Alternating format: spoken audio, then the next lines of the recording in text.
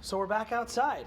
Welcome back to Roots Outdoors, Roots in the Wild. So I think a few things we said a lot last year that I'll just preface this with. Obviously, we got used to being inside again. There's going to be street noise. Can sometimes get distracting, loud people with the cars and all that.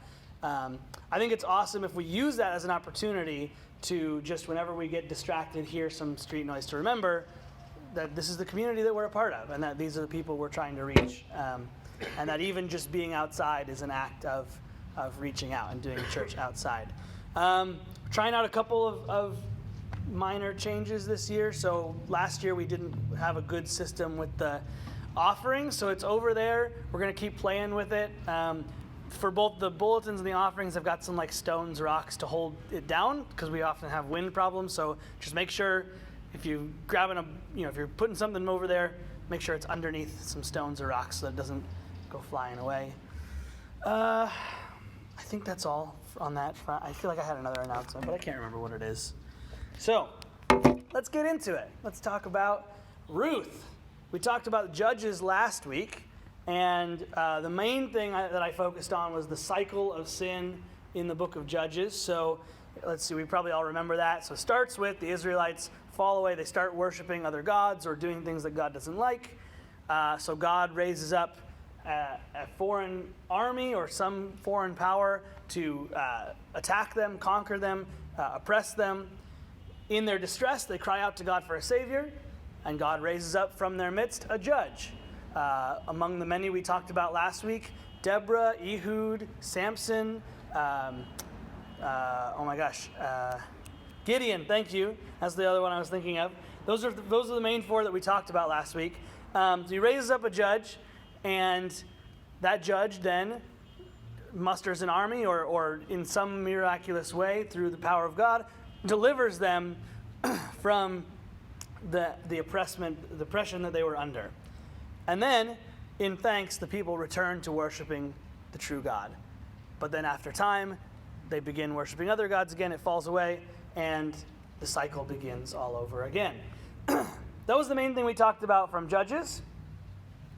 But the lesson of Judges, that's an important thing to remember because it happens in our lives too. It happens still today. Not exactly the same way. God doesn't raise up a foreign power to, attack us or anything like that, but it keeps cutting in and out for some reason.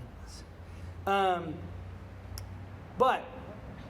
we do have times where we tend to, when things are good, we turn away from God, and then when something comes up in our lives, whether it's sent by God or not, that helps turn us back to God. We cry out to God for deliverance, and He does. So that happens in our lives, and the lesson is that no matter what, God's always ready to forgive us. I mean, in Judges, He forgives them, and He raises up a judge to help them over and over and over again, when many other people would have just given up on them. So, do you guys think I need the mic, or can I just put it down? I'm going to put it down. Let's go without and see how it goes. Most of the time, most weeks that we've been doing our series on the story, going through the story of the Bible, I've had to jump across a lot of time. I've had to cover centuries or at least decades almost every time to fill the gaps. But this time we're doing something the opposite of that, in that we're sort of diving in and unpacking one moment inside the time of the Judges. And that's the book of Ruth. The book of Ruth happens in the midst of the Judges. We'll read verse 1 of Ruth in a second, but it starts with in the days when the judges ruled. So this takes place during the time of Judges, sometime. We don't know exactly when. I've heard people say it happens roughly during the time of Gideon's judgeship. Don't know where they got that from, but that sounds great. We can say that. Let's see. So Ruth's story is this self-contained little thing. It's 4 chapters long. It's kind of like a romance story. I imagine a lot of us here are relatively familiar with the broad outlines of Ruth. But this short Hebrew story speaks a bunch to the character of God, to the character of who we're supposed to be as God's people, And it plays a vital role in the larger story of the Bible. So that's why we're pausing to focus on it today. So I'm going to start with the first few verses of Ruth here.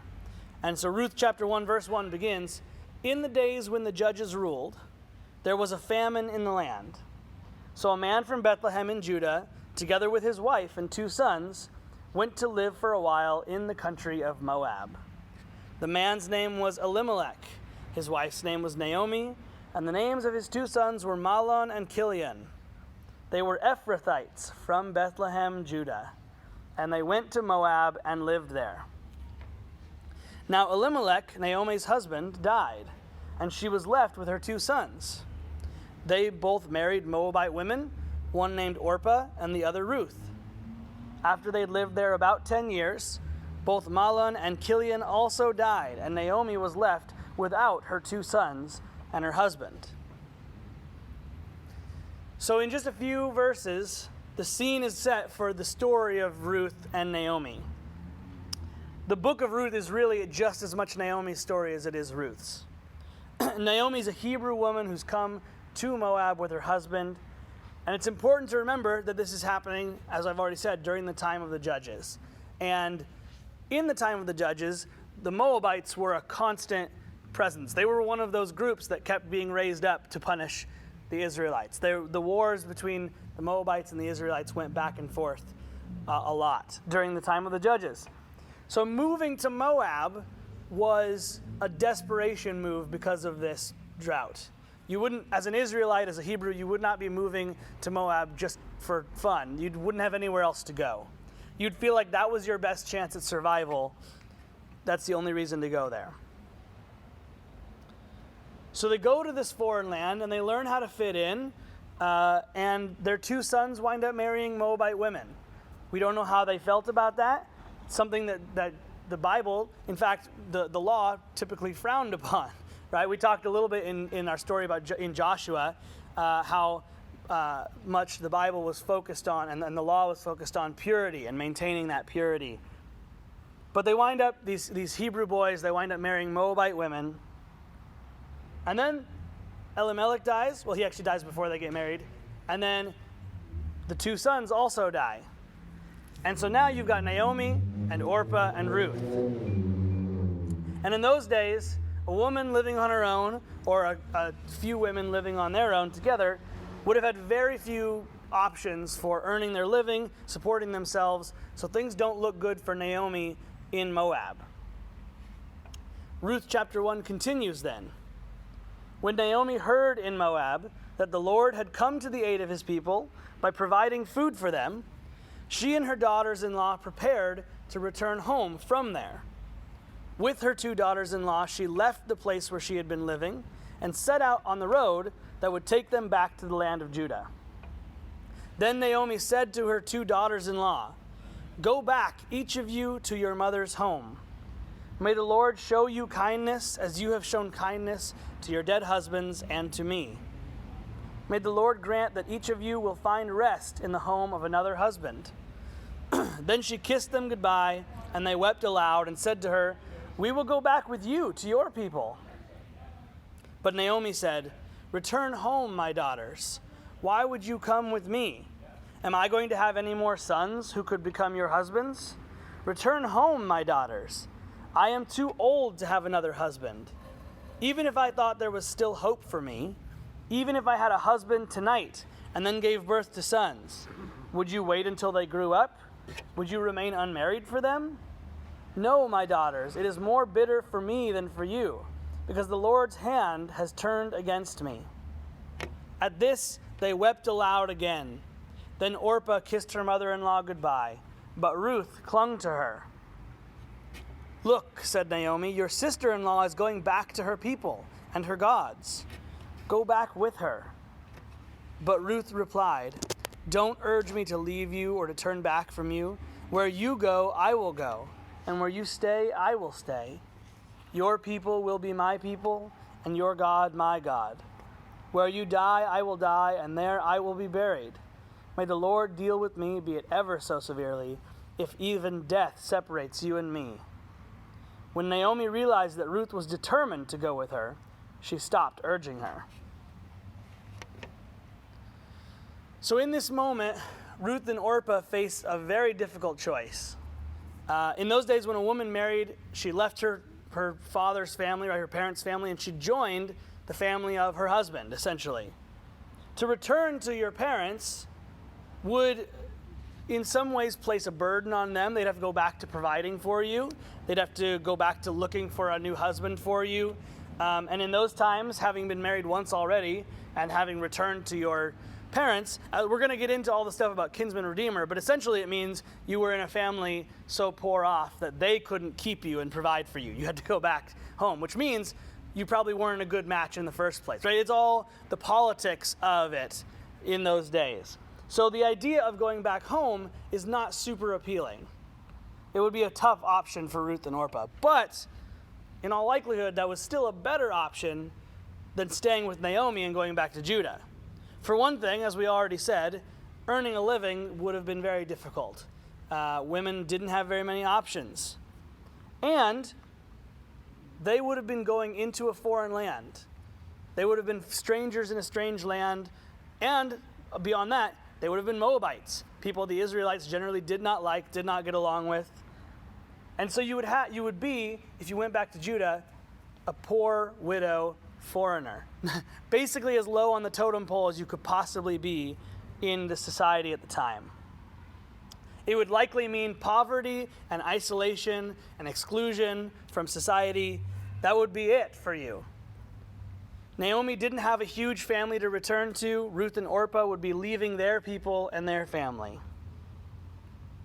And as we've read, as we know, Orpah decides to go back to her family. But Ruth is not going to be dissuaded. Her statement to Naomi, I think, is one of the most powerful testimonies of sacrificial love in the Bible. Where you go, I will go. Where you stay, I will stay. Your people will be my people, and your God will be my God. Ruth is ready to give up everything in her life to stay with Naomi. Now, why would she choose that? Why that over the other option? In part, Ruth had to have had great affection for Naomi. She must have looked up to her as a wise woman, a godly woman. She probably had come to know and love the Hebrew God at that point. They'd been married for 10 years before her husband died. But beyond that, I think Ruth loved Naomi enough to see that Naomi was headed back to a life of bitter loneliness. If Ruth turned back to her parents, Naomi would have gone back to Moab or back to Judah after living in Moab for at least 10 years, probably longer. We don't know exactly how long. She would have had no husband, no children, very likely few friends and family left. She was too old to remarry and have more kids. Naomi's life would have been sad and lonely, and she likely would have not have made it for very long. If she did, it would have been a bitter existence. When Naomi and Ruth first go back to Bethlehem, she asks the people that she knows who remember her, they say, "Oh, it's Naomi back." And she says, "No longer call me Naomi, call me Mara," which means bitter.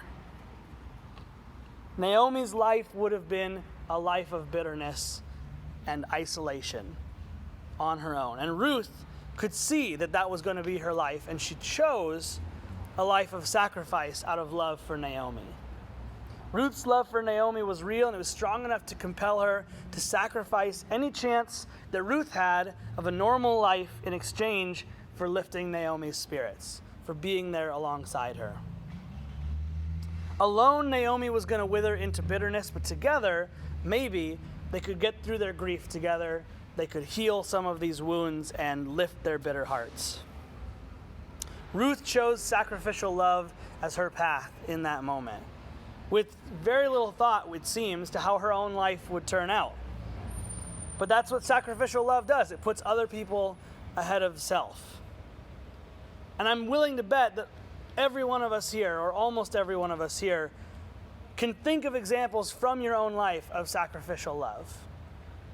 Maybe you've received that kind of love from somebody else, a parent or a friend or a mentor, somebody in your life who put your needs ahead of their own. maybe for a lot of us, we've given that kind of sacrificial love from time to time. There have been other people for whom we have put our needs aside. We have given up something that we wanted to do, whether it was put our dreams on hold, put a piece of our life to the side in order to care for someone that we love. That kind of sacrificial love is what makes real community, real relationship, real love possible. And the rest of Ruth's story shows how God feels about that kind of sacrificial love. Real quick, let's go through the story. God's law told the Israelites to leave behind any grain that falls to the ground in the fields during harvest, and to let widows and foreigners glean the leftovers in the field. So they could go behind and they could pick up what fell to the ground, anything that didn't get picked off the stalks. But that was their only form of gathering food.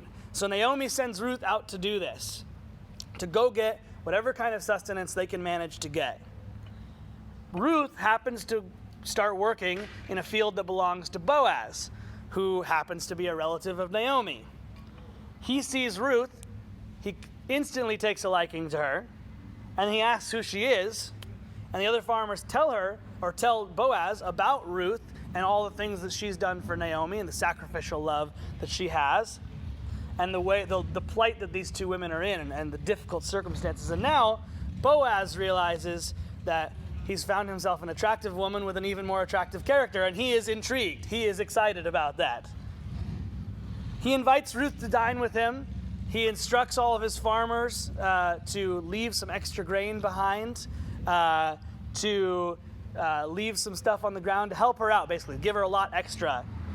So that night, Ruth goes home with a big bundle full of grain and tells Naomi about her encounter with Boaz, and Naomi immediately springs into matchmaker mode. She instructs Ruth on exactly what to do to woo Boaz, and she does so. And Boaz, as we've already mentioned, is very eager to marry Ruth. He's excited, but they quickly discover there's one problem. Technically, there is one other relative of Naomi who is slightly closer in relation to her, who has first right of refusal to be the kinsman redeemer. And the kinsman redeemer is part of the Jewish law that said in those days, if a woman's husband dies, the husband's closest male kin, so usually a brother, but in this case the brother is also dead, so you start reaching outside of the brothers. The closest male kin has the option, doesn't have to, but has the option to marry the widow of the dead man in order to preserve the family line. So that would mean that for the lifetime of the new husband, he would inherit any land that went with the old husband, but then he would pass it on to any children he might have by the wife, rather than keeping it as his own and giving it to other sons of his. So it would revert, and it would carry on the family line of the dead man, essentially keeping his spirit, his family line alive. And the person who did that, who married this widow, was called a kinsman redeemer. So, initially, nobody was interested in Naomi and Ruth. But now Boaz technically has to get the other kinsman redeemer to give up his right before he can, in all good conscience, marry Ruth.